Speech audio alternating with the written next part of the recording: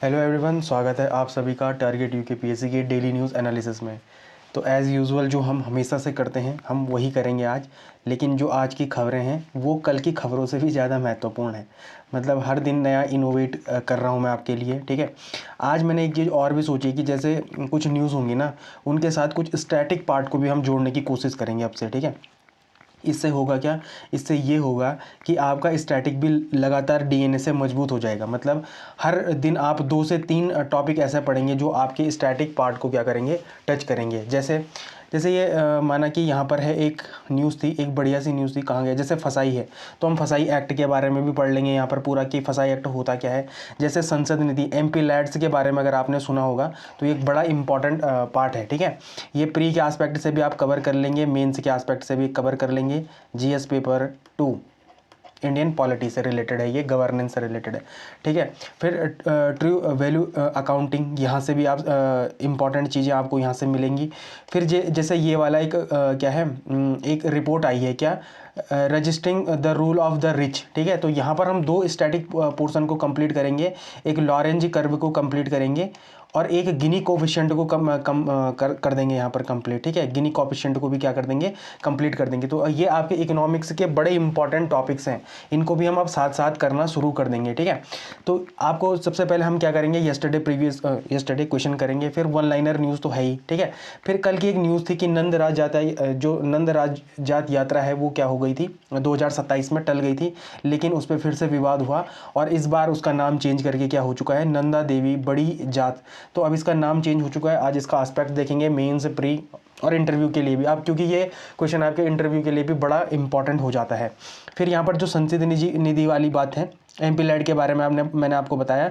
तो ऐसा कहा जा रहा है कि मतलब ऐसी न्यूज़ है कि जो एमपी लैड का पैसा है वो अपने राज्य के विकास के लिए ना खर्च होकर क्या हो रहा है, पड़ोसी राज्यों के विकास के लिए खर्च किया जा रहा है। तो ये भी बड़ा एक इंपॉर्टेंट मुद्दा है, ये आपके मेंस के लिए बड़ा इंपॉर्टेंट हो जाता है। फिर फसाई के बारे में पढ़ेंगे। देखो हुआ क्या कि देहरादून में एक न्यूज़ देखने को मिली मुझे क्या, आज की न्यूज़पेपर में था। उसमें क्या हुआ था कि जो चिप्स के पैकेट होते हैं ना, चिप्स के पैकेट होते हैं, उसके अंदर एक क्या मिलता है, एक टॉय मिलता है। वो हम भी खाते थे बचपन में, हमें भी मिलता था। लेकिन वहाँ पर फसाई और गवर्नमेंट ने एक इनिशिएट बताया है कि क्या होता है कि जो वहाँ पर हुआ, घटना ये हुई थी, पहले घटना की बात कर लेते हैं। घटना ये हुई थी कि एक बच्चे ने उसको निगल दिया, उस टॉय को निगल दिया, ठीक है। और वहाँ पर जो इंस्ट्रक्शन होते हैं ना, जो इस पर इंस्ट्रक्शन लिखे होते हैं वो बहुत छोटे शब्दों में लिखे होते हैं, वो कोई नॉर्मल इंसान पढ़ भी नहीं पाता। कई बार भाई ऐसा होता है कि हम ऐसी छोटी छोटी चीज़ों पे क्या नहीं देते, ध्यान ही नहीं देते। लोग एक्सपायरी डेट ज़्यादा नहीं देखते, तो ये चीज़ें तो बहुत दूर की चीज़ें हैं, ठीक है। तो ये भी बड़ा इंपॉर्टेंट है। फिर चारधाम यात्रा मार्ग पर स्थित टूरिज्म हब, देखो ये इकोनॉमिक, उत्तराखंड के इकोनॉमी के लिए बड़ा इंपॉर्टेंट एक चीज़ है। इसको हम और एस्पेक्ट्स में देखेंगे अब, ठीक है। फिर कल क्या मिला है, स्कॉच अवार्ड मिला है, लंडोर छावनी परिषद को एक स्कॉच अवार्ड मिला है। और कैसे आर्मी भी अब नागरिकों के लिए बेहतर काम कर रही है, ये इसका एक बड़ा अच्छा एग्जाम्पल है, ठीक है। फिर ट्रू वैल्यू अकाउंटिंग देखेंगे। भारत और यूएई संबंध को देखेंगे। आज ये बड़ा इंपॉर्टेंट एक मुद्दा है आपके लिए, जीएस पेपर 2 इंटरनेशनल रिलेशन के लिए ये बड़ा इंपॉर्टेंट क्या है, मुद्दा है। फिर महिला नेतृत्व और विकास, तो यहाँ पर एक 2 महिलाओं का नाम यहाँ पर आया है, उनको हम बाद में देखेंगे। लेकिन इन्होंने क्या करा है, रेत में सेब के पेड़ उगाने की एक तकनीकी का इजाद किया है, ठीक है। फिर एक सीआरपीएफ की महिला जवान है जो अब इस बार जो रिपब्लिक डे होगा, जो गणतंत्र दिवस की परेड होगी, वहाँ पर वो सीआरपीएफ की टुकड़ी को क्या करेगी, लीड करेगी। तो वो पहली महिला है। तो जो पहली महिला होती हैं आपके प्री के लिए बड़ा इंपॉर्टेंट हो जाता है। आपके प्री में वो क्वेश्चंस बहुत देखने को मिलते हैं और बहुत फ्रिक्वेंटली देखने को मिलते हैं, ठीक। फिर आज आयोग में हम कैग को करेंगे, ये तो मैं आपको पहले ही बता चुका हूँ। यहाँ पर हम गिनी गुणांक और लॉरेंज कर्व को भी देखेंगे। फिर हम कैग को देखेंगे, आज कैग को पूरा ही तरीके से ख़त्म कर देंगे। और फिर यूएई को हम देखेंगे आज मैप इन न्यूज़ में, ठीक है। तो आगे बढ़ने से पहले ये लोग बधाई के पात्र हैं, मैंने कल बोला था और इन लोगों ने उस बात को अपने जहन में रखा। मैं आप लोगों का धन्यवाद करता हूँ। देखो मैंने कल आपको बताया था कि आप मुझे पंच प्रयागों के बारे में बताओ, तो मीनाक्षी कर्णपाल हूँ या आयुष कर्णवाल हूँ, दोनों कर्णवाल, अच्छा सॉरी, एक कर्णपाल है एक कर्णवाल है, अच्छा दोनों अलग अलग हैं। लेकिन दोनों ने ही बड़े अच्छे आंसर दिए, इन्होंने क्वेश्चन के आंसर भी करे हैं। और इन्होंने क्या करा है, ऊपर वाला जो क्वेश्चन होता है मैप इन, जो हम मैप देखने की बात करते हैं वहाँ पर किया है। गोल्डी प्रजापति जी ने भी बड़ा अच्छा आंसर दिया है। इन्होंने इसके नीचे काफ़ी तारीफ लिखी थी, तो वो मैं जानबूझ के उसको मैंने हाइड कर दिया, ठीक है। तो आज मैं कल पंचपर्या के बारे में था। तो देखो होता क्या है, अलकनंदा है, अलकनंदा की एक सहायक नदी आती है यहाँ से, ठीक है। वसुधारा ताल से ग्लेशियर लेक से निकलती है, यहाँ से निकलती है धौली गंगा, ठीक है। तो इन दोनों के संगम पर क्या बनता है, विष्णु प्रयाग बनता है।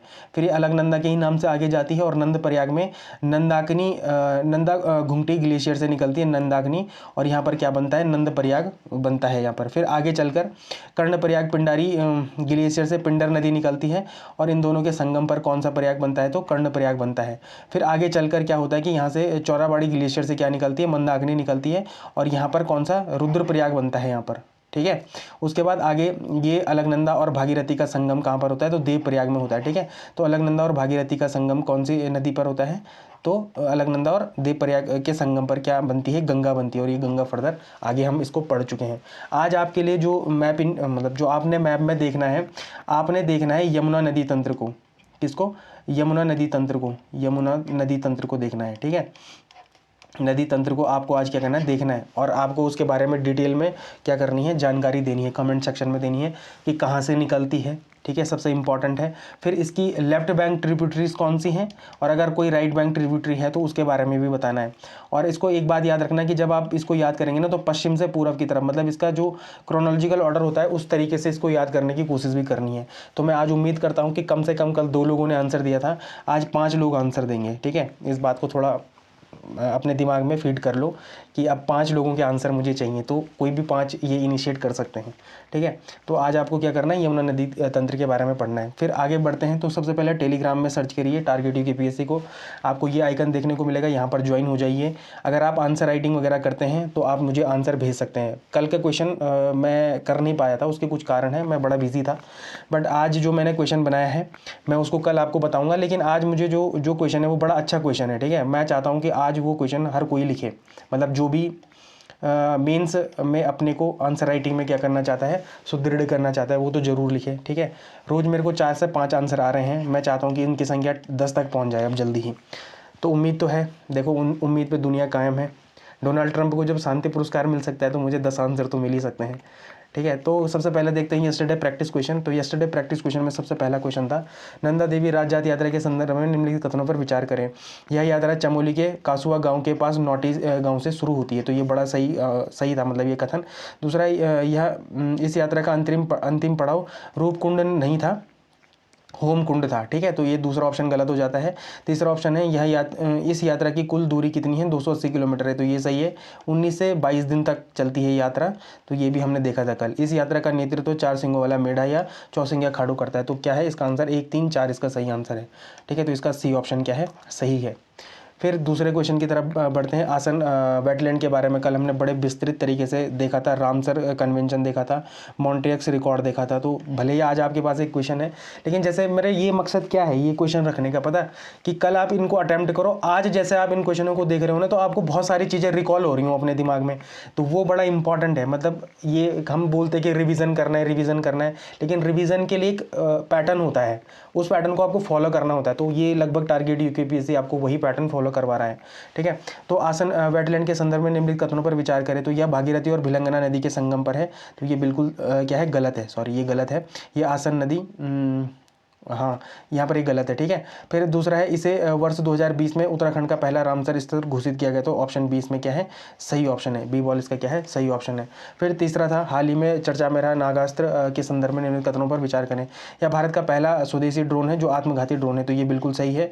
इसका निर्माण डीआरडीओ ने नहीं बल्कि किसी निजी कंपनी ने करा था। उस निजी कंपनी का नाम जरा आज मुझे कमेंट सेक्शन में डाल के देखना कि किसने करा है इसका आंसर, ठीक है, मतलब किसने इनको बनाया है। मैं देखता हूँ कि कितने लोग अलर्ट तरीके से इसको सुनते हैं। इसका उपयोग ऑपरेशन सिंधु के दौरान हुआ था। तो बिल्कुल सही है, सिंधु नहीं सिंदूर के दौरान हुआ था। 1 और 3 इसका बिल्कुल सही आंसर है। तो इसका आंसर क्या है, सी इसका क्या है, सही आंसर है, ठीक है। फिर आगे बढ़ते हैं।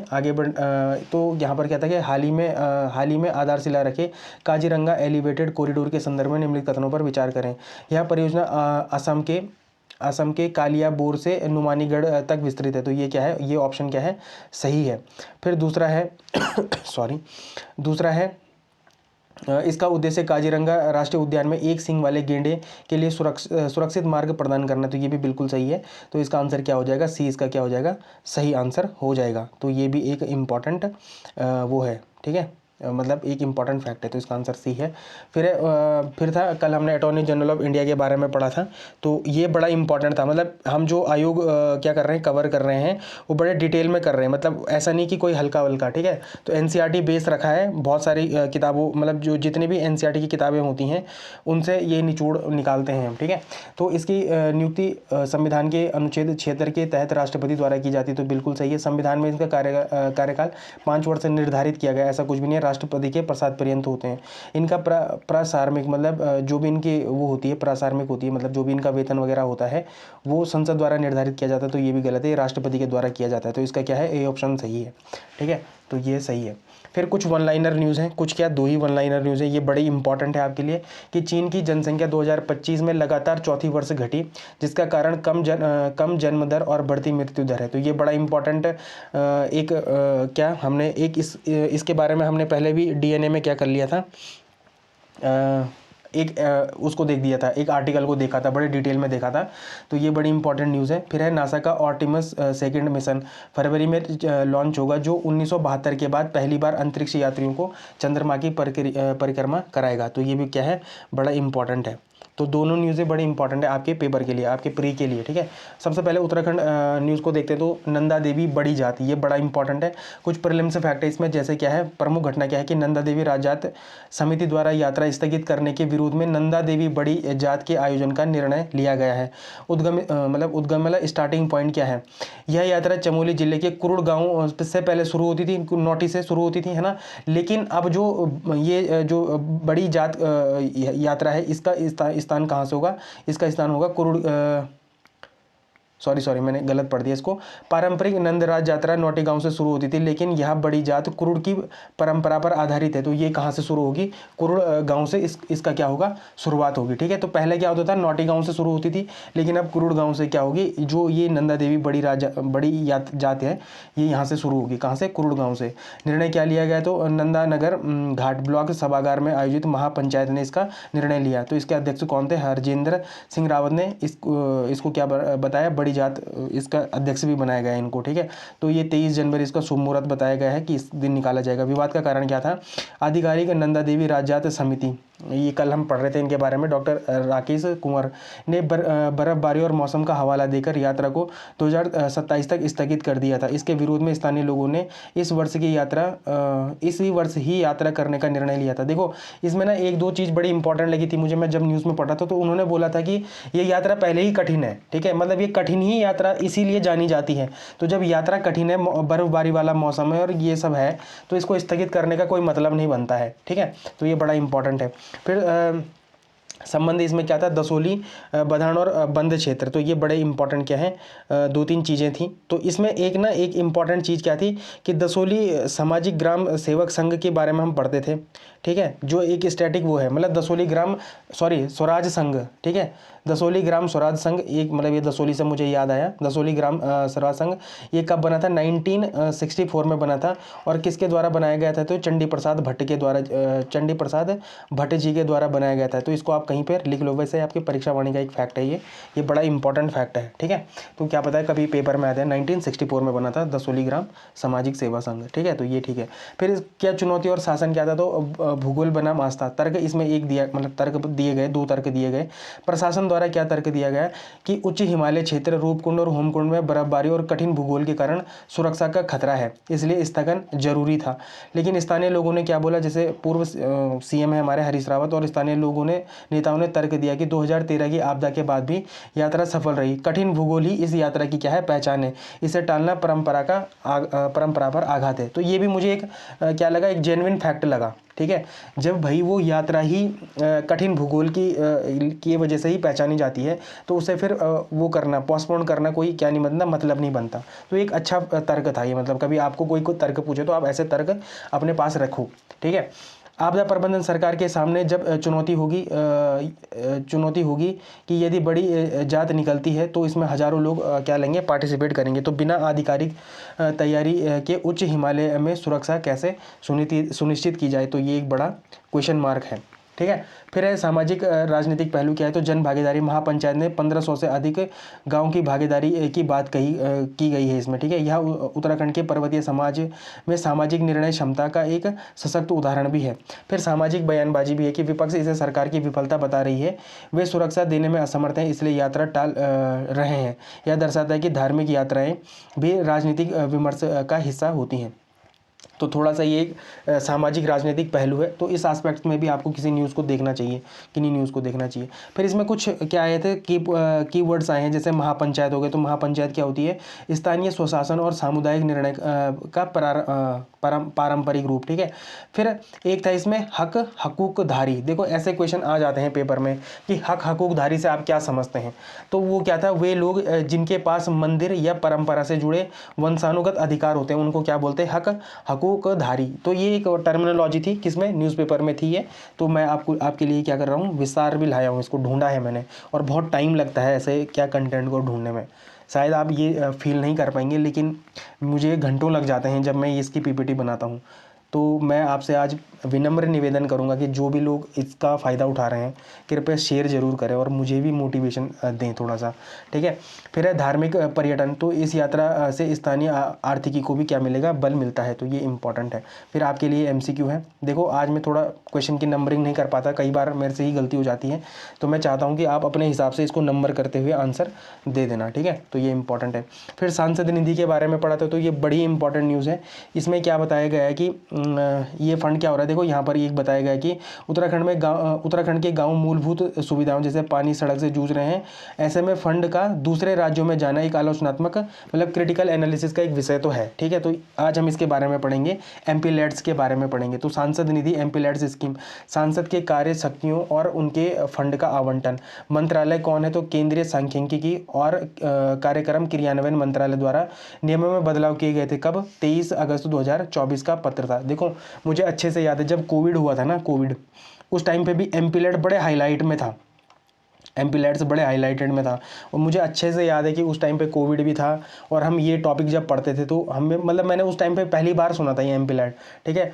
तो मैं इन सब चीज़ों को आपको क्यों बताता हूँ, ताकि देखो हर एक क्या होता है, हर एक एस्पिरेंट जब कोई नई चीज़ सुनता है ना तो उसको थोड़ा सा डाइजेस्ट नहीं हो पाता है कि ये एग्जाम पॉइंट ऑफ व्यू के लिए बड़ा इंपॉर्टेंट है या नहीं है। लेकिन मैं कह रहा हूँ आपके लिए कि ये बड़ा इंपॉर्टेंट है। मेंस में आप इसको, गवर्नेंस में आप चाहे तो डायरेक्ट तरीके से कई बार क्वेश्चन आ जाते हैं, बट इनडायरेक्ट तरीके से आप कई बार इसको क्या कर सकते हैं, अपने आंसर में कोड कर सकते हैं। तो ये इंपॉर्टेंट है, ठीक है। फिर उत्तराखंड विशेष के लिए क्या है कि विकास बनाम पलायन। तो मैं आपको बता ही चुका हूँ कि यहाँ के जो लोग हैं वो छोटी सी मूलभूत सुविधाओं के लिए भी जूझ रहे हैं, पर ऐसे में क्या हो रहा है कि जो उनके हिस्से का फंड है वो दूसरे राज्यों को जा रहा है, तो ये बड़ा इंपॉर्टेंट है। फिर राजनीतिक नैतिकता, क्या एक सांसद को अपने चुने हुए क्षेत्र की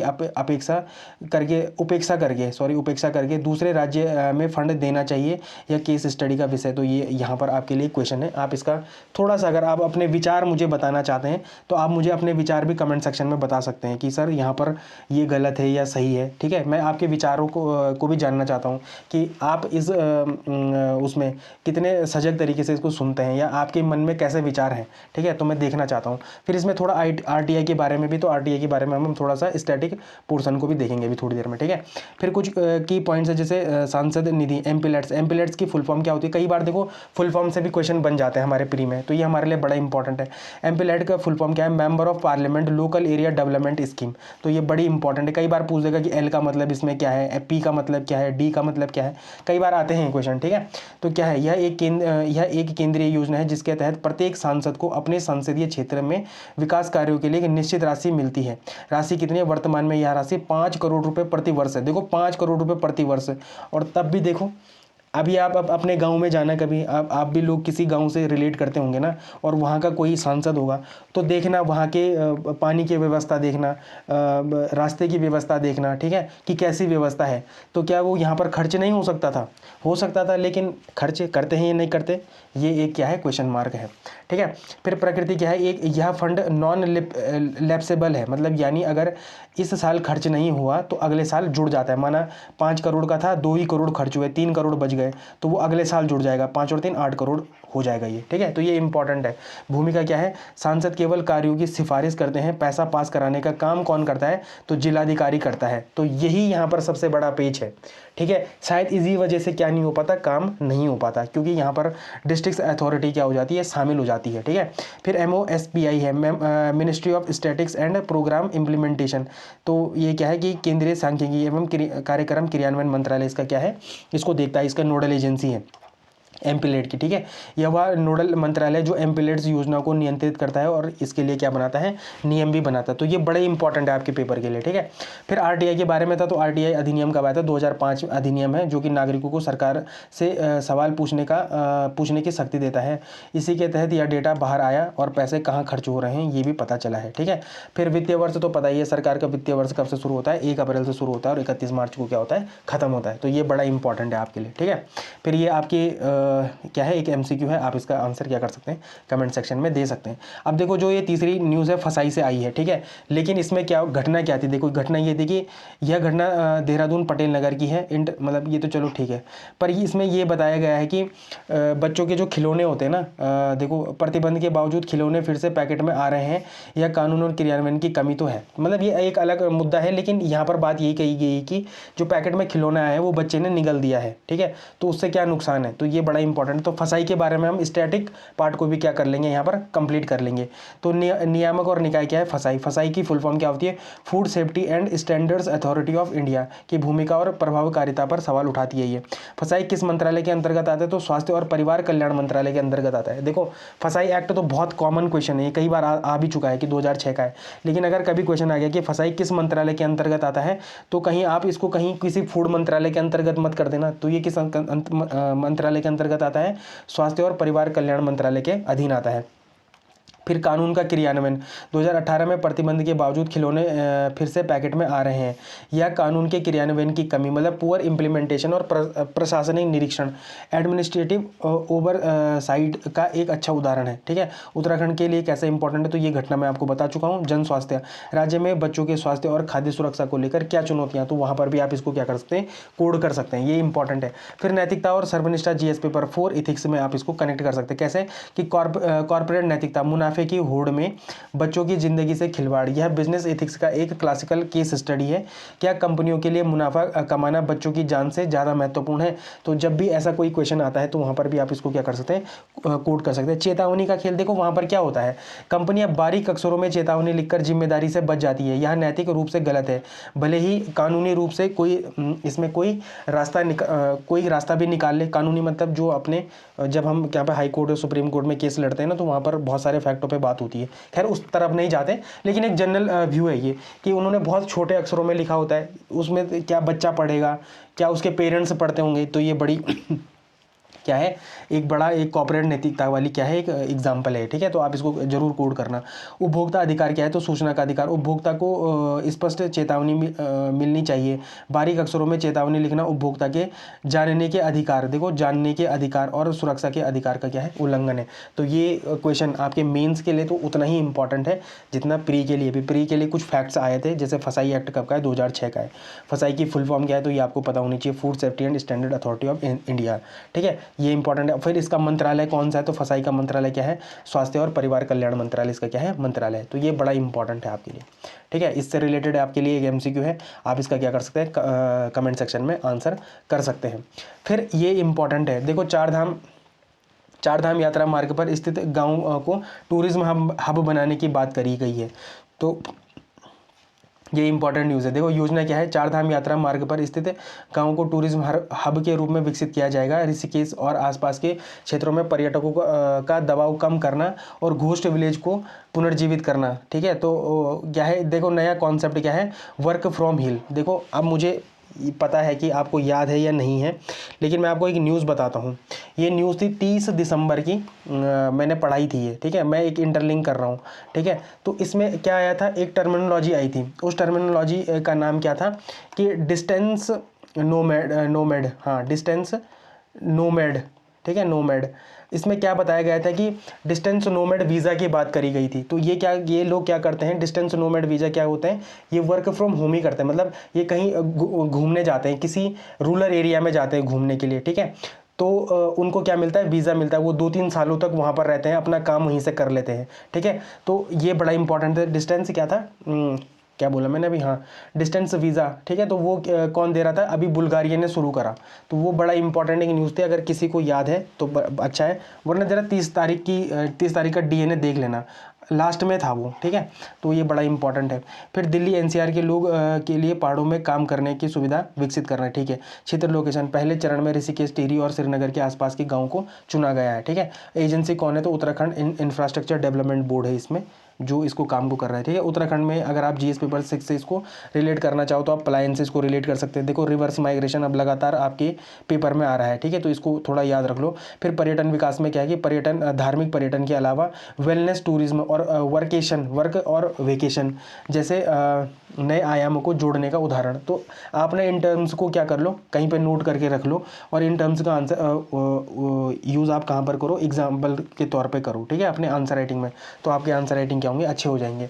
फिर पर्यटकों का सौंदर्यकरण, तो ऋषिकेश जैसे शहरों से भीड़ कम करना, गांव की और मोड़ना, तो ये बड़ा इंपॉर्टेंट है। फिर क्या, ग्रामीण अर्थव्यवस्था भी कैसे बढ़ेगी, तो वहाँ पर होम स्टे बना दो, योग सेंटर बन सकते हैं, वेलनेस सेंटर बन सकते हैं। इससे क्या होगा, स्थानीय लोगों को रोजगार मिलेगा, रिवर्स माइग्रेशन होगा, माइग्रेशन नहीं होगा। तो ये सारी चीज़ें हैं। थोड़ा पलायन आयोग के बारे में पढ़ लेते हैं। मैंने बहुत बोला था आपको कि स्टैटिक भी हम यहाँ पर अब कवर करने की कोशिश करेंगे। तो यहाँ पर उत्तराखंड का पलायन आयोग पढ़ लेते हैं। पूरा नाम क्या है, ग्राम्य विकास एवं पलायन निवारण आयोग, ठीक है। इसकी स्थापना कब हुई थी, तो 2017 में हुई थी। कहाँ पर इसका मुख्यालय, तो पौड़ी में। उद्देश्य क्या है, राज्य से पलायन के कारणों को अध्ययन करना और इसे रोकने के लिए सरकार को सुझाव देना। तो ये इंपॉर्टेंट है।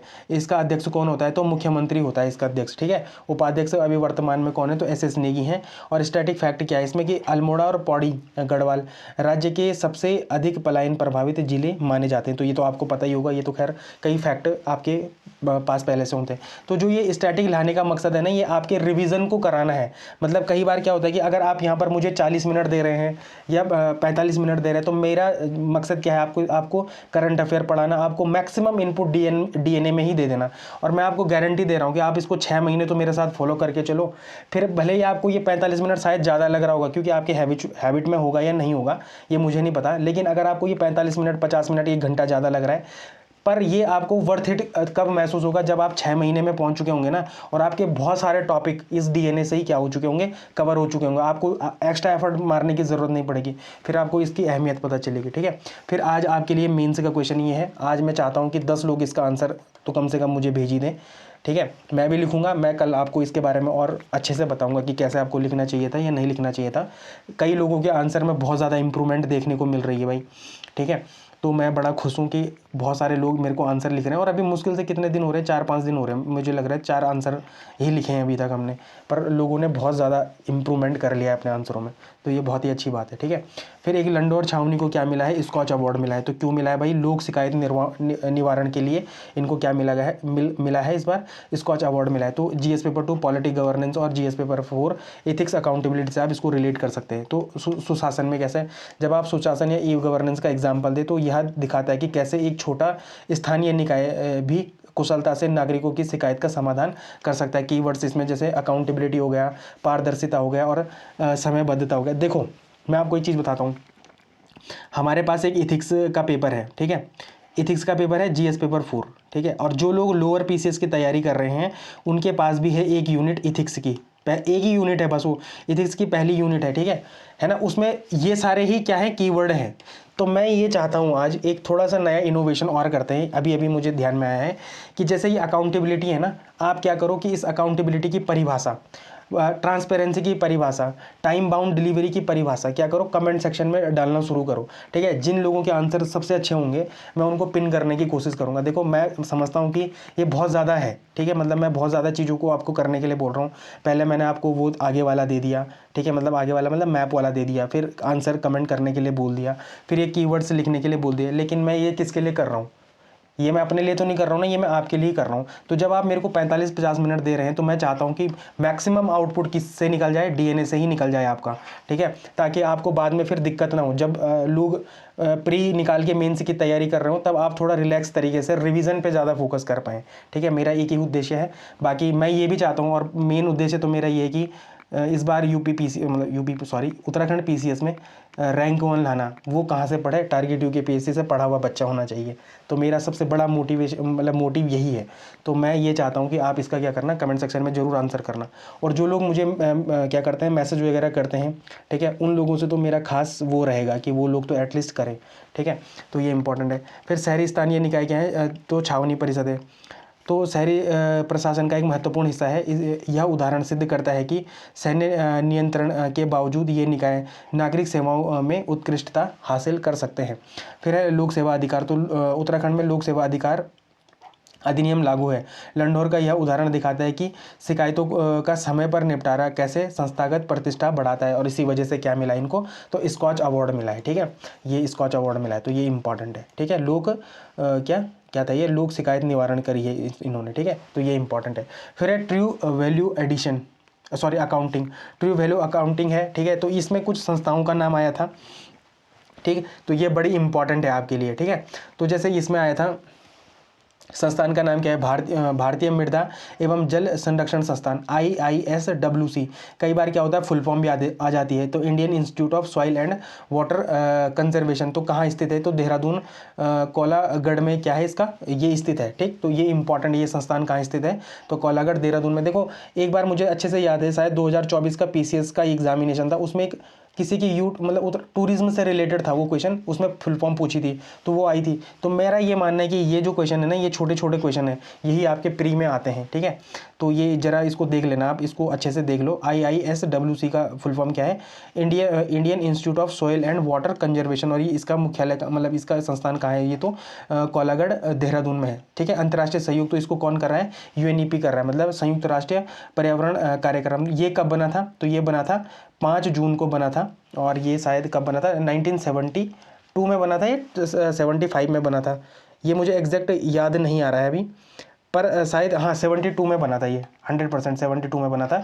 कब बना था? 5 जून को बना था, ठीक है। 5 जून 1972 को बना था। और 5 जून के दिन ही इसलिए हम क्या बनाते हैं? पर्यावरण दिवस मनाते हैं, ठीक है। तो ये इंपॉर्टेंट है। और इसका जो मुख्यालय वो कहाँ है? नैरोबी केनिया में है। UNEP का मुख्यालय कहाँ पर है?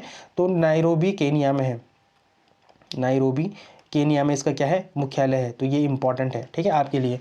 तो ये है, ठीक। फिर परियोजना का नाम क्या है? तो कृषि खाद्य प्रणाली मूल्यांकन परियोजना, agri food system valuation project. लक्षित जिले कौन है? तो उत्तराखंड के किन किन जिलों में? तो अल्मोड़ा, पौड़ी गढ़वाल और हरिद्वार में। मुख्य अवधारणा क्या है? तो ट्रू वेलनेस अकाउंटिंग। इसका संबंध कृषि और खाद्य प्रणालियों के वास्तविक आर्थिक और पर्यावरणीय मूल्यांकन से है। तो ये इंपॉर्टेंट है, ठीक है। फिर इस मुख्य परीक्षा में आप कैसे जोड़ेंगे? अगर आप GS पेपर 6 की बात करते हैं तो वहाँ पर आप इसको बहुत अच्छे से रिलेट कर सकते हैं। जैसे पर्वतीय कृषि की चुनौतियाँ और समाधान क्या है? तो केवल फसल के उत्पादन को गिनना काफ़ी नहीं है, हमें पारिस्थितिकी सेवाओं जैसे इकोसिस्टम सर्विस, जैसे जल संरक्षण, मिट्टी की गुणवत्ता और जैव विविधता का भी मूल्यांकन, आर्थिक मूल्यांकन करना चाहिए। इसे ही क्या बोलते हैं? वास्तविक मूल्य कहते हैं। तो ट्रू वैल्यू, देखो जैसे मैंने आपको यहाँ पर बोला था ना, इनका क्या करना है? परिभाषाएं लिखनी है। मैं आपको गारंटी के साथ बोल रहा हूँ कि 50 वर्ड्स का जो आंसर होता है ना, जो पहला वो होता है, क्या सेक्शन होता है 50 वर्ड्स के, उसमें ऐसे ही क्वेश्चन आपको देखने को मिलेंगे कि अकाउंटेबिलिटी की परिभाषा बताओ 50 शब्दों में, पारदर्शिता की परिभाषा बताओ। लेकिन वो पारदर्शिता कहीं विज्ञान से वो मत कर देना कि शीशे के जब हम आर पार देखते हैं तो उसको ट्रांसपेरेंसी कहते हैं, ऐसा नहीं है। ये जब भी आएंगे इथिक्स में तो इनकी जो परिभाषाएं होती है बहुत गहरी परिभाषाएं हैं, तो इनको जरूर देखना। आप चाहे गूगल ही करके देखो, लेकिन देखना जरूर, और कमेंट सेक्शन में इनका आंसर जरूर करना, ठीक है। मैं उम्मीद करता हूँ तो 2-4 लोग तो ऐसा करेंगे, ठीक, जो सीरियस है।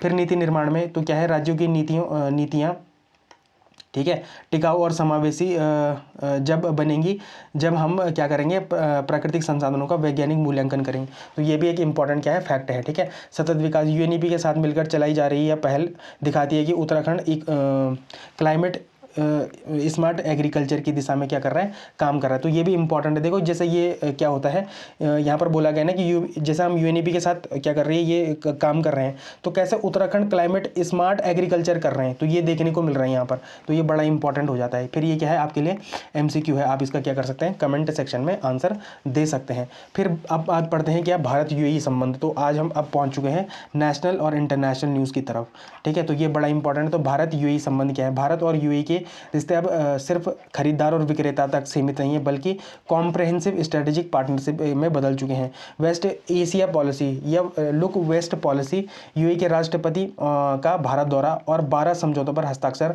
भारत की लुक वेस्ट पॉलिसी की सफलता का क्या है, प्रमाण है। तो ये इंपॉर्टेंट है।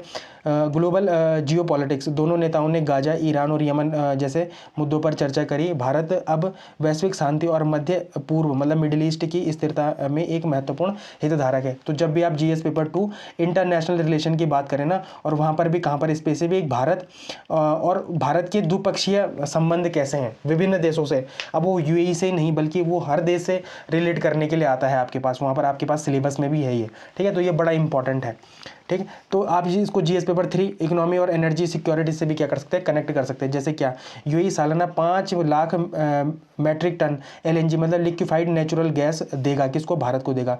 मैं तो क्या है, तो भारत अपनी ऊर्जा जरूरतों के लिए आयात पर निर्भर है। यह समझौता भारत की ऊर्जा सुरक्षा को मजबूत करेगा और कतर जैसे देशों पर अत्यधिक निर्भरता को कम कर डाइवर्सिफिकेशन ऑफ एनर्जी सोर्सेज में मदद करेगा। यूएई अब भारत का दूसरा सबसे बड़ा एलएनजी निर्यातक बन गया। देखो, जब आपके पास क्या हो, रिसोर्सेज ज़्यादा हो ना, तो आपको फ़ायदा ज़्यादा होता है, मतलब ठीक है। तो जब भी मतलब क्या हो, जैसे इंटरनेशनल रिलेशन में जैसे सैंक्शन वगैरह लगते हैं, अब जैसे ईरान ही माना, ईरान से ही लोग तेल ले रहे होते, लोग मतलब देश तेल रहे होते, ठीक है। और उस पर जैसे अमेरिका ने सैंक्शन लगाए तो लोगों की तो फिर ऊर्जा ज़रूरतें बिल्कुल ठप हो जाती, जो उनकी एनर्जी सिक्योरिटी है वो ठप हो जाती। लेकिन जैसे आपके पास विभिन्न क्या हो देश हों, तो वहाँ पर क्या होता है, आपको फ़ायदा होता है, ठीक है। फिर इंफ्रास्ट्रक्चर इन्वेस्टमेंट भी है, जैसे धोलेरा कहाँ पर, गुजरात में। तो यूएई गुजरात के धोलेरा स्पेशल इन्वेस्टमेंट रीजन में निवेश करेगा। इसमें इंटरनेशनल एयरपोर्ट, ग्रीनफील्ड पोर्ट और स्मार्ट टाउनशिप शामिल है। या भारत में मतलब जो विदेशी निवेश है, एफडीआई और स्मार्ट सिटीज़ मिशन के लिए केस स्टडी के रूप में भी है। तो ये धोलेरा भी आपके लिए क्या है, बड़ा इंपॉर्टेंट है। फिर न्यूक्लियर एनर्जी कॉम्प्रहेंशन, दोनों देशों ने एडवांस्ड न्यूक्लियर टेक्नोलॉजी में सहयोग पर सहमति जताई है। यह भारत के क्लीन एनर्जी और जो हमारा क्या है नेट जीरो एमिशन है 2070 तक, उसका भी क्या है महत्वपूर्ण कंपोनेंट है। तो ये इंपॉर्टेंट है। फिर आप इसको इंटरनल सिक्योरिटी एंड डिफेंस में भी देखो, तो जैसे डिफेंस पार्टनरशिप फ्रेमवर्क में क्या है कि पहली बार रक्षा रणनीति भागीदारी के लिए फ्रेमवर्क तैयार करने पर सहमति बनी है। अभी तक भारत रक्षा के लिए रूस, फ्रांस, इजराइल, अमेरिका पर निर्भर था, लेकिन खाड़ी देशों के साथ अब रक्षा सहयोग एक नया और महत्वपूर्ण आयाम है। तो ये भी बड़ा इंपॉर्टेंट है, क्योंकि देखो ये महत्वपूर्ण क्यों, क्योंकि जो अभी खाड़ी देश है ना, उनमें लगातार संघर्ष देखने को मिल रहा है, ठीक है। तो ये इंपॉर्टेंट है। फिर है स्पेस कॉर्पोरेशन, तो यूएई के लिए भारत में लॉन्च पैड और बुनियादी ढांचा खड़ा करने में मदद मिलेगी। इससे क्या होगा, इसरो की जो स्पेस डिप्लोमेसी है और जो हम अपना क्या है कॉमर्शियल शाखा है अपनी NSIL, ठीक है, उसके लिए भी ये क्या है इंपॉर्टेंट है। तो देख लो आप कितने एस्पेक्ट में हमने देख लिया, इंटरनल सिक्योरिटी डिफेंस में देख लिया, स्पेस कॉपरेशन में देख लिया, इंफ्रास्ट्रक्चर इन्वेस्टमेंट में देख लिया, एनर्जी सिक्योरिटी में देख लिया, ठीक है। और इंडिया की लुक वेस्ट पॉलिसी को भी हमने इसमें क्या कर लिया है, देख लिया है। तो ये आपके मेंस के लिए तो बड़ा इंपॉर्टेंट है, ठीक है। और प्री के जितने फैक्ट हैं हम मैपिंग न्यूज़ में तो कर ही रहे हैं आज यूएई को, तो वहाँ पर हम क्या देख देंगे, इसका क्या कर देंगे, हम फैक्चुअल एस्पेक्ट को भी देख लेंगे कि यहाँ पर रेगिस्तान क्या है, कौन से इसके पड़ोसी देश हैं, और ये सब चीज़ें हम वहाँ पर कवर कर देंगे। तो यहाँ पर मैं इसलिए नहीं बनाया मैंने उसको, ठीक है। तो ये इंपॉर्टेंट है, ये आपके लिए MCQ है, आप इसका क्या करना, कमेंट सेक्शन में आंसर देना, ठीक है। फिर महिला नेतृत्व विकास, तो ये बड़ा इंपॉर्टेंट न्यूज़ है आपके लिए कि संतोष देवी हैं, वो सीकर राजस्थान की हैं, और इन्होंने क्या करा कि रेगिस्तान के रेत में सेब और अनार की जैविक खेती करी है, ठीक है। तो विषय क्या, जैसे कृषि एक विषय है अपने पास, नवाचार एक विषय, और महिला उद्यमिता, ठीक है, और महिला सशक्तिकरण। तो ऐसा कोई पेपर होगा ही नहीं जिसमें महिला सशक्तिकरण जैसा क्वेश्चन आपके पास आएगा नहीं। बस आप एक चीज़ याद रखना कि ये न्यूज़पेपर आप भी पढ़ रहे हैं, और एक बात और ध्यान रखना कि ये न्यूज़पेपर आपका एग्जामिनर भी पढ़ रहा है, उसको भी ये सारी चीज़ें उसके दिमाग में होंगी, लेकिन जब वो आपकी कॉपी चेक कर रहा होगा ना, तो शायद उसके दिमाग में ना हो, और जब वो आपकी कॉपी देखे तो शायद उसके दिमाग में ये आ जाए, तो वो शायद ये सोचे कि इस बच्चे ने बड़ी ही क्या करी है, मेहनत करी है, ठीक है, और आपको नंबर देने में वो पीछे कभी नहीं हट पाएगा फिर, ठीक है। तो ये इंपॉर्टेंट है। तो संतोष देवी और सिमरन बाला का नाम आप याद कर लो। सिमरन बाला गणतंत्र दिवस परेड में पहली बार पुरुष दल का नेतृत्व करेंगी।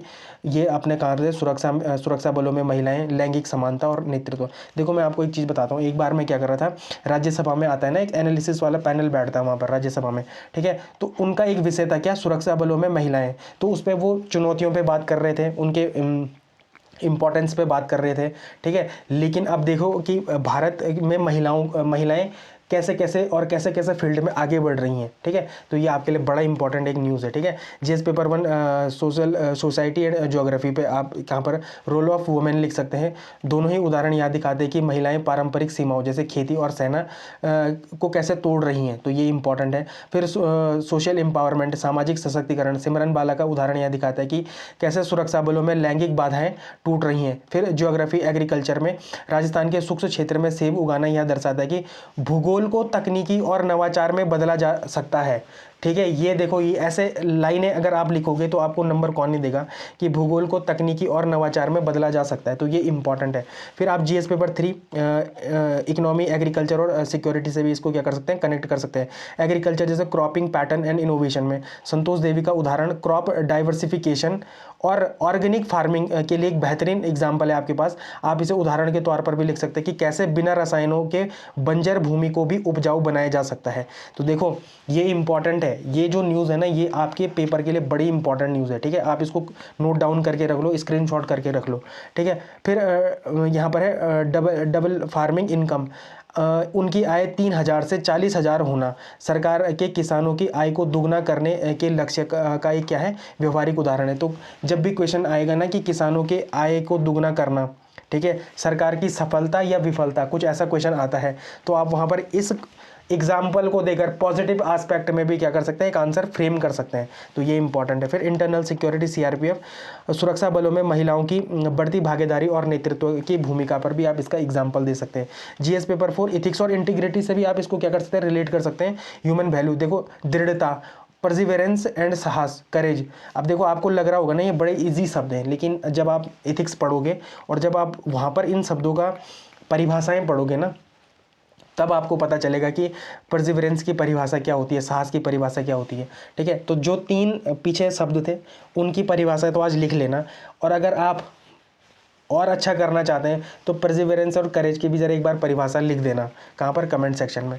बहुत ज़्यादा हो गया आपके लिए, ठीक है, पर कोई बात नहीं, पेपर भी तो आपको निकालना है और रैंक 1 भी तो आपको ही चाहिए, तो ये इंपॉर्टेंट है। संतोष देवी ने 17 साल संघर्ष किया, यह दिखाता है कि कठिन परिश्रम का फल मिलता है। लीडरशिप, नेतृत्व, सिमरन बाला का उदाहरण नेतृत्व गुण मतलब लीडरशिप क्वालिटीज़ को समझाने के लिए दिया जा सकता है, जहाँ योग्यता लिंग से ऊपर है, मतलब जहाँ योग्यता जेंडर से ऊपर है, तो ये इंपॉर्टेंट है, ठीक है। ये इसका कोई क्वेश्चन नहीं बनाया है, पर कोई बात नहीं, ठीक है।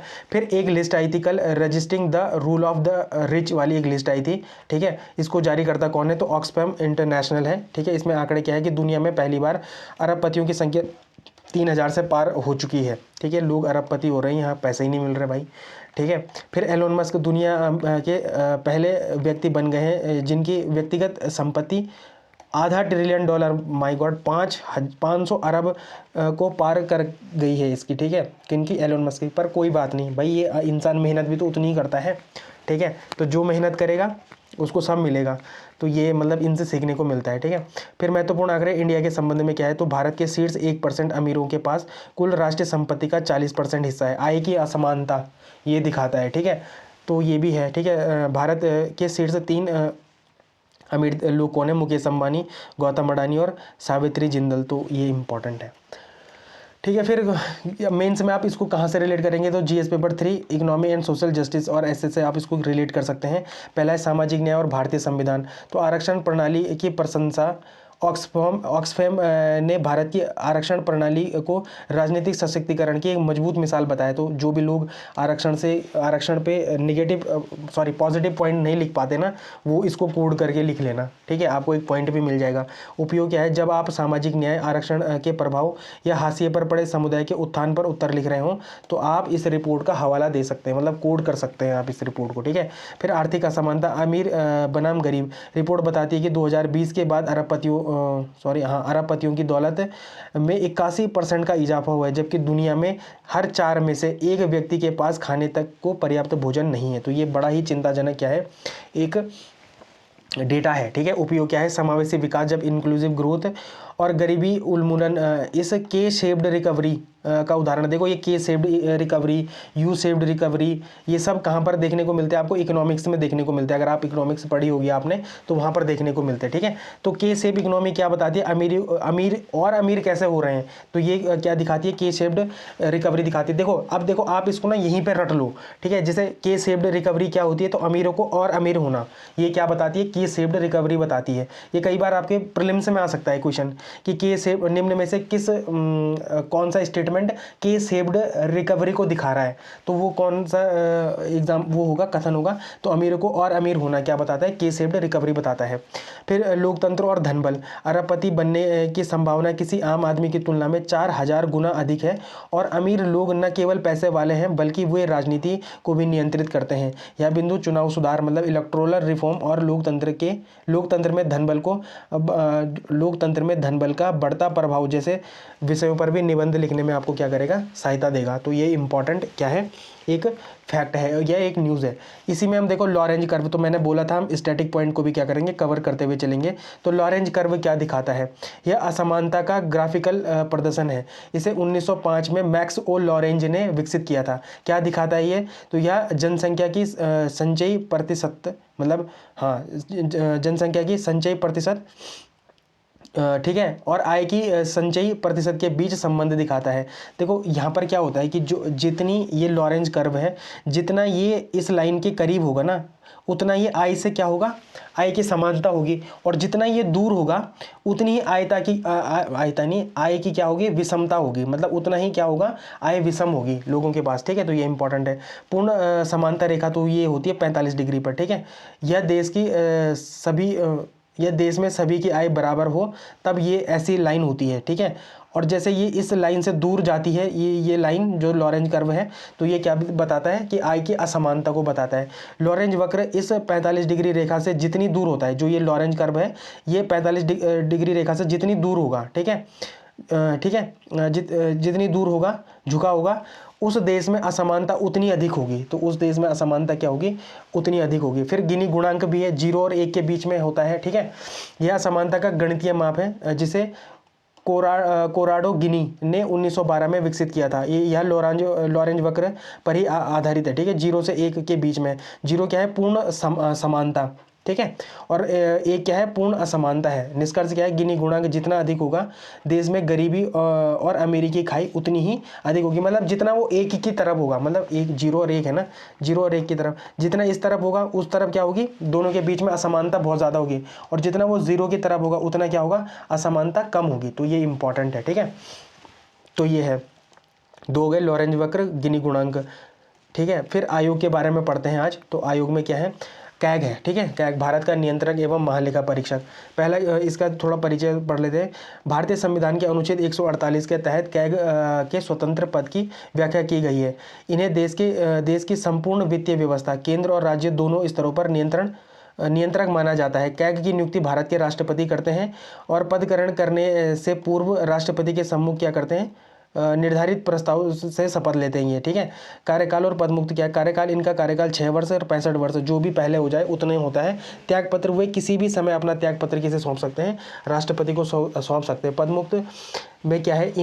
इन्हें पद से उसी प्रक्रिया और आधारों पर हटाया जा सकता है जैसे उच्चतम न्यायालय के न्यायाधीश को हटाया जा सकता है। इसके लिए संसद के दोनों सदनों द्वारा विशेष बहुमत से दुर्व्यवहार या अयोग्यता का प्रस्ताव पारित होना आवश्यक है। तो ये बड़ा टफ है लेकिन, ठीक है। फिर स्वतंत्रता और सुरक्षा। अवकाश ग्रहण करने के बाद कैग भारत सरकार या राज्य सरकार के अधीन किसी और पद पर नियुक्त नहीं हो सकता। तो ये बड़ा इंपॉर्टेंट एक फैक्ट है कि अगर कोई व्यक्ति कैग बन चुका है तो वो फिर किसी पद पर क्या नहीं होगा? नियुक्त नहीं होगा, ठीक है। पद ग्रहण करने के बाद उसके वेतन और सेवा शर्तों में कोई अलाभकारी परिवर्तन नहीं किया जा सकता। उनके कार्यकाल का प्रशासनिक खर्च, जिसमें वेतन, भत्ते और पेंशन शामिल होती है, वो भारत की संचित निधि पर क्या होती है? भारित होती है। कंसोलिडेटेड फंड ऑफ इंडिया पे भारित होती है, ठीक है। प्रमुख कार्य और शक्तियां क्या है? तो लेखा परीक्षण। कैग केंद्र और राज्य के खातों से संबंधित ऐसे कर्तव्यों का पालन करते हैं जो संसद द्वारा निर्धारित किए जाए। रिपोर्ट सौंपना, वो अपनी रिपोर्ट किसे देते हैं? तो वे अपनी वार्षिक रिपोर्ट राष्ट्रपति को सौंपते हैं, जो इसे संसद के दोनों सदनों में रखवाते हैं। राज्यों से संबंधित रिपोर्ट वे राज्यपाल को देते हैं, जो कि राज्य विधानमंडल के सामने इन्हें रखवाते हैं। फिर लोक लेखा समिति की सहायता, वे संसद और राज्य विधानमंडल की लोक लेखा समितियों के लिए मार्गदर्शक और मित्र के रूप में सहायता करते हैं, तो ये इंपॉर्टेंट है। फिर भ्रष्टाचार पर अंकुश, वे वित्तीय अनियमितताओं पर रोक लगाते हैं और विभिन्न विभागों में होने वाले भ्रष्टाचार से प्रशासन को अवगत कराते हैं। प्रशिक्षण और प्रकाशन, वे लेखा और अंकेक्षण के क्षेत्र में परीक्षण पाठ्यक्रम संचालित करते हैं और नियमित रूप से पत्र पत्रिकाओं का प्रकाशन भी करते हैं, तो ये बड़ा इंपॉर्टेंट है आपके लिए। कैग देखो इतना डिटेल में शायद ही आपको कहीं मिलेगा, ठीक है, क्योंकि मैं मल्टीपल सोर्सेज और मल्टीपल एनसीईआरटीज़ को पढ़ता हूँ, तो इस वजह से मैंने ये अपने नोट्स के लिए बनाए थे, ठीक है, तो जिनका लाभ अब आपको मिल रहा है, ठीक है। तो ये आपके लिए एमसीक्यू है, आप इसका क्या करना, कमेंट सेक्शन में आंसर करना। तो मैप इन न्यूज़ में ये आप देख लो, ठीक है। मैप इन न्यूज़ में आज यूएई, ठीक है, तत्कालिक संदर्भ जो अभी जो कल की ही हुई है बात, संयुक्त राज्य अमीरात के राष्ट्रपति शेख मोहम्मद बिन जायद अल नहायान भारत की आधिकारिक यात्रा पर आए हैं। प्रमुख समझौते हुए हैं, ठीक है। इस यात्रा के दौरान परमाणु ऊर्जा सहयोग, बराका न्यूक्लियर प्लांट के संदर्भ में, खाद्य सुरक्षा और रणनीतिक निवेश पर भी चर्चा हुई है। व्यापार क्या है कि भारत और यूएई का द्विपक्षीय व्यापार क्या है, 100 अरब डॉलर के पार जाने की दिशा में है। भौगोलिक अवस्थिति क्या है, तो यह अरब प्रायद्वीप जो अरेबियन पेनिनसुला के पूर्वी भाग में स्थित एक देश है। सीमा किससे बनाता है, तो सऊदी अरेबिया से ये सीमा बनाता है, ठीक है, ये सऊदी अरेबिया। पूर्व में ओमान हो गया, ठीक है। समुद्री सीमा में यह फारस की खाड़ी और ओमान की खाड़ी, देखो पर्शियन गल्फ और इधर ओमान की खाड़ी, ठीक है। और देखो स्ट्रेट ऑफ हार्मुज भी है यहाँ पर, खैर ये अभी देखते हैं। स्ट्रेट ऑफ हार्मुज यूएई के उत्तर में स्थित जलडमरू मध्य दुनिया का सबसे महत्वपूर्ण ऑयल चेक पॉइंट है। यहाँ से दुनिया के तेल का सबसे देखो, पर यहाँ पर कंफ्यूज मत होना, कभी अगर क्वेश्चन आए ना कि स्ट्रेट ऑफ हार्मुज किन दो देशों के बीच में, तो एक ईरान और ओमान के बीच में है। देखो हम क्या कर रहे थे, जब ओमान का एफटीए साइन हुआ था भारत के साथ, फ्री ट्रेड एग्रीमेंट साइन हुआ था भारत के साथ, तब हमने इस पर विस्तृत बात करी थी, ठीक है, ओमान पे बात करी थी। तो यहाँ पर क्या है, ओमान का ही एरिया है यहाँ पर, ठीक है। तो ओमान और ईरान के बीच में क्या है, स्ट्रेट ऑफ हार्मुज है, ये याद रखना। कभी यूएई भी आता है ऑप्शन में, तो यूएई करके मत आ जाना, तो ये इंपॉर्टेंट है। फिर राजनीतिक भूगोल, यूएई एक संघ मतलब 7 अमीरातों से मिलकर बना है। Abu Dhabi, Dubai, Sharjah, Ajman, Al Quwain, Ras Al खेमा और फुजेराह, तो ये इसके क्या है, 7 अमीरातें हैं, इनसे मिलकर क्या बना हुआ है, यूएई बना है। और इसकी भौतिक भूगोल की बात करें तो इसका अधिकांश भाग क्या है, मरुस्थलीय है। और रब अल खाली, जो रब अल खाली ये है ना, जो डेजर्ट है, ये आधा सऊदी अरेबिया में और आधा क्या है, यूएई में है, तो ये इंपॉर्टेंट है। फिर भारत के लिए क्या महत्व है, तो ऊर्जा क्षेत्र में कच्चा तेल, यूएई भारत के लिए कच्चे तेल का चौथा सबसे बड़ा स्रोत है। एलपीजी और एनएनजी, यह इसमें भारत दूसरे मतलब भारत के लिए दूसरा सबसे बड़ा इंपॉर्टेंट है।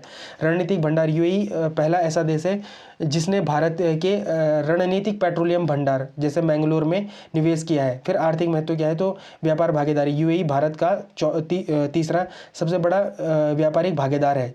यूएस और चीन के बाद तीसरा क्या है, सबसे बड़ा भागीदार है, तो ये भी इंपॉर्टेंट है। निर्यात, या भारत के निर्यात के लिए दूसरा सबसे बड़ा गंतव्य है। फिर सीपीए समझौता है ना, व्यापक आर्थिक भागीदारी समझौता, कॉम्प्रहेंसिव इकोनॉमिक पार्टिसिपेशन एग्रीमेंट, ठीक है, के कारण भारतीय वस्तुएं जैसे रत्न हो गया, आभूषण हो गया, कपड़ा को क्या मिलता है, यूएई बाजारों में शुल्क मुक्त पहचान मिली हुई है, तो ये भी इंपॉर्टेंट है। फिर कुछ जियो पॉलिटिकल एंड स्ट्रेटेजिक पार्टनरशिप है, जैसे आईमैक कॉरिडोर के बारे में भी हम पढ़ चुके हैं प्रीवियस उसमें, ठीक है, तो ये इंपॉर्टेंट है। आईमैक कॉरिडोर किन 3 जगहों को मतलब 3 इंपॉर्टेंट जगह को जोड़ता है। देखो एक तो भारत को इस वाले मिडिल ईस्ट से जोड़ता है, फिर वो आगे इजराइल से होकर कहाँ जाता है, यूरोप में चला जाता है, ठीक है, तो ये इंपॉर्टेंट है ये आईमैक कॉरिडोर। ठीक, खाड़ी क्षेत्र का प्रवेश द्वार, यूएई भारत के लिए पश्चिम एशिया और उत्तरी अफ्रीका में प्रवेश का प्रमुख द्वार है। फिर सुरक्षा सहयोग, दोनों देशों आतंकवाद, मनी लॉन्ड्रिंग और साइबर सुरक्षा के खिलाफ क्या करते हैं, मिलकर काम कर रहे हैं। फिर प्रवासी और सांस्कृतिक, तो भारतीय समुदाय, यूएई में लगभग 35 लाख भारतीय रहते हैं, जो वहाँ आबादी का 30 से 35% है, ठीक है। फिर रेमिटेंस, तो भारत को विदेश से प्राप्त होने वाले रेमिटेंस में यूएई का बहुत बड़ा योगदान है। कितना परसेंट है, तो 18 से 19% योगदान है, किसका, अकेले यूएई का है। फिर सॉफ्ट पावर, अबू धाबी में बना बाप्स हिंदू मंदिर और दुबई में आईआईटी दिल्ली का कैंपस खुलना भारत की क्या है, सॉफ्ट पावर का एक प्रतीक है वहाँ पर, ठीक है। तो आई होप आपको आज का डीएनए पसंद आया होगा। अगर पसंद आया है तो लाइक शेयर सब्सक्राइब कमेंट क्या करें।